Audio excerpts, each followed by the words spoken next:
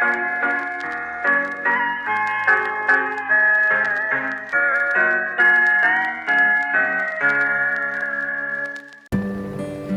hai hai. Guys, kita mau jalan-jalan nih dari kota Cianjur ke Sukabumi. Tapi kita jalan-jalan sambil belajar tentang perbedaan di zaman dulu sama zaman now ini. Ternyata beda banget ya suasana dulu sama sekarang. Emangnya kayak gimana sih stasiun kayak dulu? Terus dibangunnya kapan ya? Sampai-sampai bisa sebagus dan seutuh ini. Oh, kalau itu aku tahu. Jadi stasiun Cianjur itu dibangun oleh pemerintah Hindia Belanda di tahun 1882. Terus diresmikanlah pada 10 Mei 1883 bersamaan dengan pembukaan jalur kereta Sukabumi Cianjur. Stasiun Cianjur awalnya tuh punya 6 jalur. Tuh jalur menuju gudang di seberang stasiun karena sebagian besar kereta api lintas Jakarta sampai Bandung beroperasi melalui jalur Cikampek dan Padalarang. Maka jumlah jalur di stasiun ini berkurang menjadi 3 karena lalu lintas yang telenggang. Indah banget ya pemandangannya. Kita dari tadi nikmatin suara-suara seru. Apalagi di kereta, orang-orangnya ramah banget ya. Nah, kita nyampe nih guys di Terowongan Lampegan. Terowongan Lampegan sendiri merupakan sebuah terowongan peninggalan masa kolonial yang berlokasi di Desa Cibokor, Kecamatan Campaka, Cianjur, Jawa Barat. Terowongan yang memiliki panjang awal 686 meter ini dibangun pada tahun 1879 hingga tahun 1882 oleh Staatspoortwegen dengan tujuan untuk mewujudkan jaringan kereta api dari barat sampai ke timur Pulau Jawa. Jalur rel tersebut digunakan pemerintah Hindia Belanda untuk mengangkut hasil bumi dari satu kota ke kota lainnya. Terowongan ini dibangun dengan menembus bukit besar di Gunung Kencana.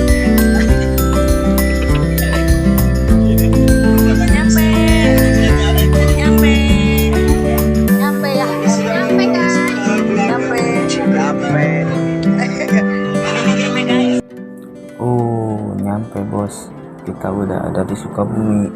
Sukabumi emang gak jauh beda ya dari Cianjur. Oh iya, nih aku jadi pengen ngasih info dikit nih tentang sejarah Sukabumi.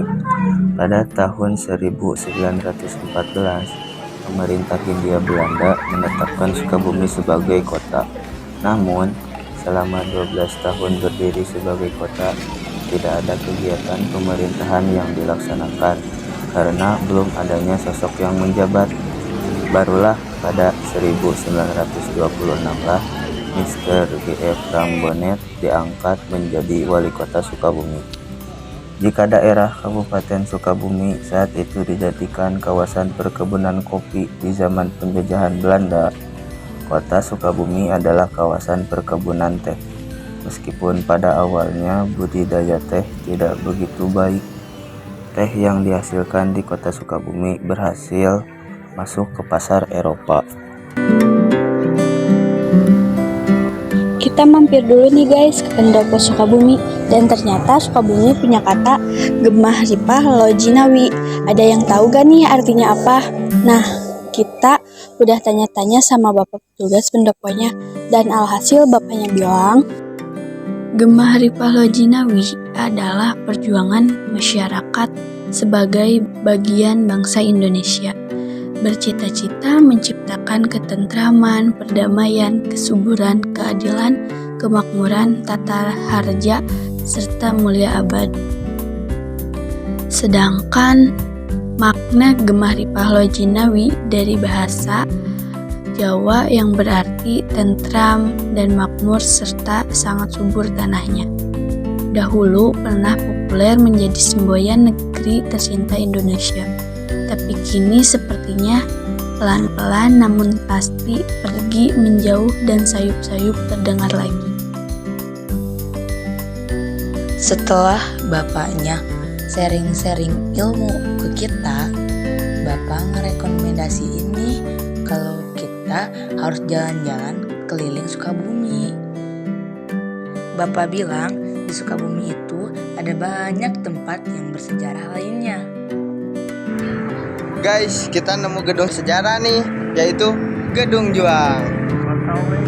Setelah Indonesia merdeka, Gedung Juang 45 kemudian dijadikan sebagai Museum Perjuangan.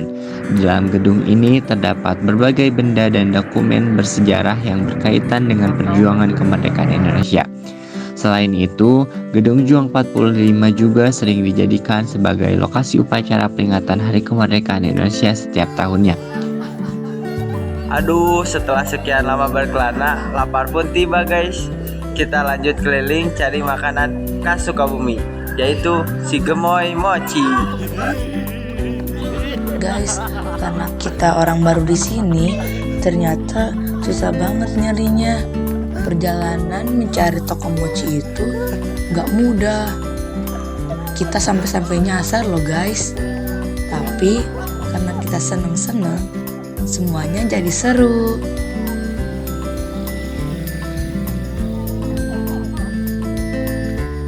Sertanya Itu wih. Mochi. Mari.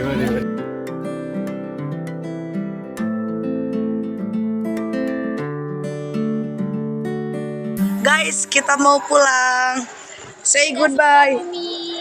Dadah. Rehan. Dadah. Guys, kita itu manusia yang pasti ada datang dan perginya. Kita datang ke Sukabumi dan pulanglah ke Cianjur. kata-kata buat hari ini. Belajar itu gak cuma di sekolah, dimanapun kita berada, disitulah ilmu pun ada. Kita belajar banyak perbedaan di Sukabumi dan Cianjur, mulai dari budaya sampai tempatnya. Tapi semua perbedaan itulah yang membuat Indonesia kaya akan keberagaman.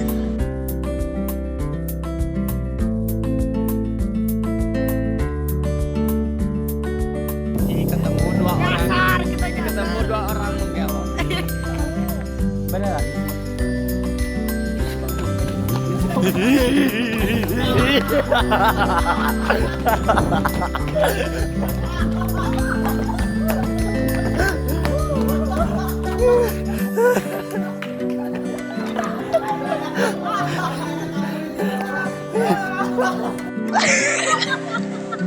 Kenapa?